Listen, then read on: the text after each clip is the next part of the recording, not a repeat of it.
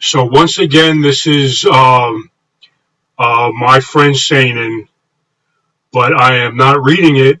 I have memorized it. So I will talk to Sainin, and you guys will listen in if you care to. Can you remind, because I don't know if Shantaine was here when you Oh, shared. sure.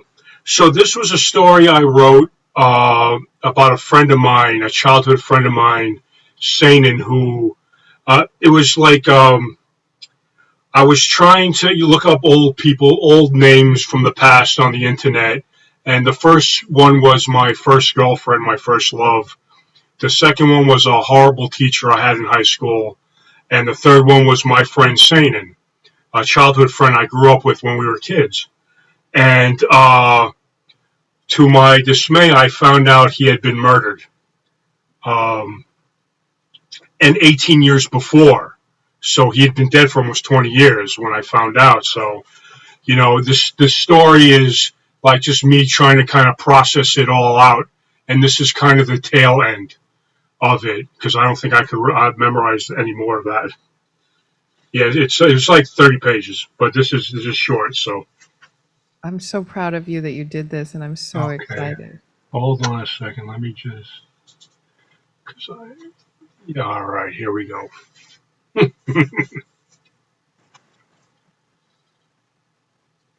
I'd always thought there'd be more time. I thought there'd be another day when we see each other again. Balder, fatter, bitching about our lives, like all adults seem to do. But I guess that door's closed now. Every time I see Mel Gibson chain smoking in Lethal Weapon, I think of you.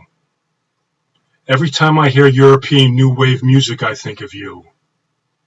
Every time I walk through Abingdon Square Park, or by the fences of PS 41, or by the streets of the old neighborhood, I think of you, Sainin, and everybody else. Sean, Jamie, Daniel, David, Matthew, Peter, and the rest, and I miss all of you.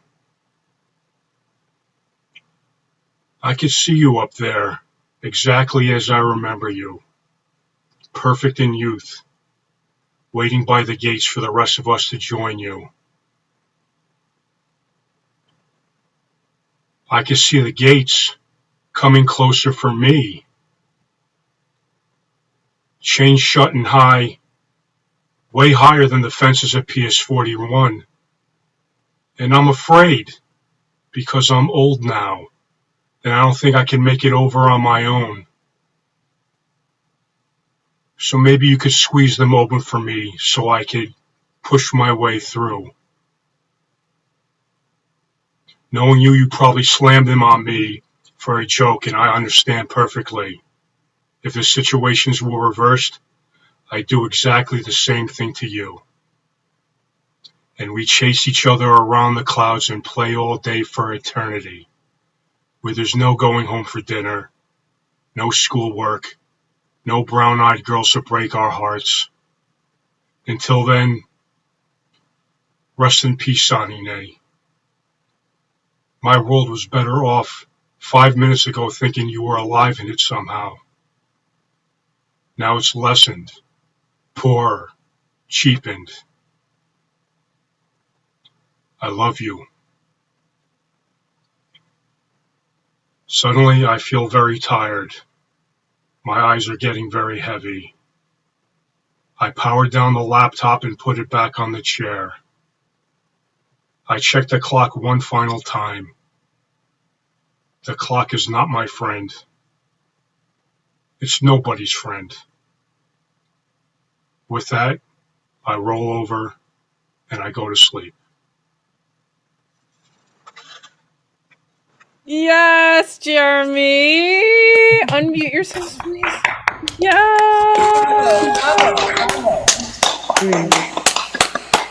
Wow, Jeremy.